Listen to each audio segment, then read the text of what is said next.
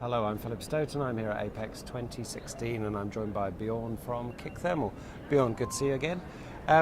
You've been promoting making ovens smarter, and we're hearing lots here about Industry 4.0, IOM, and the whole data thing. What I'm hearing from the EMS guys is they just don't know where to get started. What's the easiest way to get into the process? And maybe reflow is not seen as the smartest process, but is there an easy way that they can get on that process? Well, I think the key to that is to look at the output. Figure out what is it that is most important for you to change in terms of saving money, providing value to your clients, and so forth. And one of the things, frankly speaking, that I'm intrigued about is when I visit factories here in the United States, and I visit 100, 200 factories, whenever I walk down on the floor by a production line, it's standing still.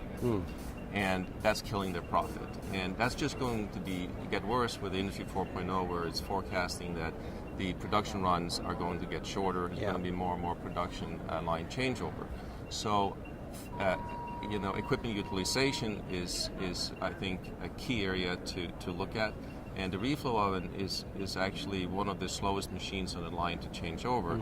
And that's, I think, one place you may want to start looking. Okay, and in terms of accelerating the changeover process, is that just a question of making sure the thermal profiles are in order, or is there more to it? So historically there's been a focus on an individual machine like pick and place or oven. And I think if you're looking at production line changeover, you need to look at the entire machine, if not production line, if not all the production lines in the factory.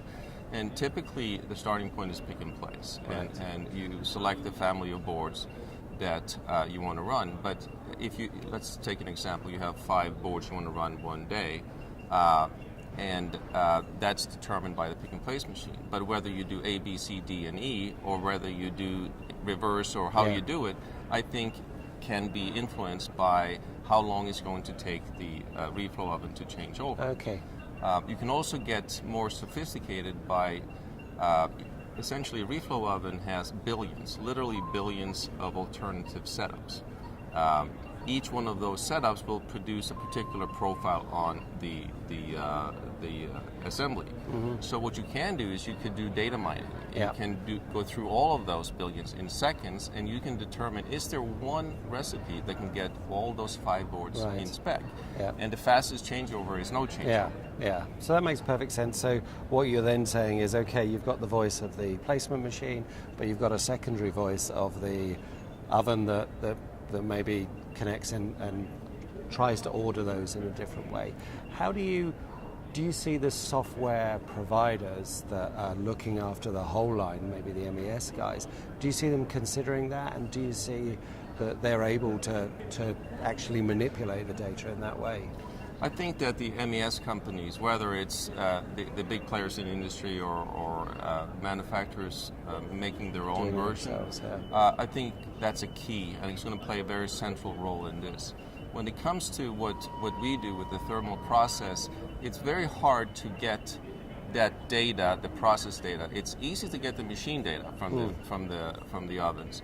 But an oven essentially its purpose is to create a profile on the assembly that is acceptable, which is measured by a process window. And to acquire that information and share that information will be hard for the MES companies to do.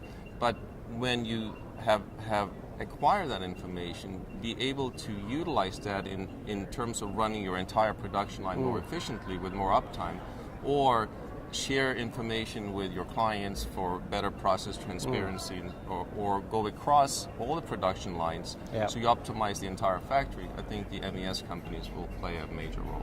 And when you talk about that change over time and using profiling to do that, have you any experience of customers of yours that have done that, and what's the ROI been on that?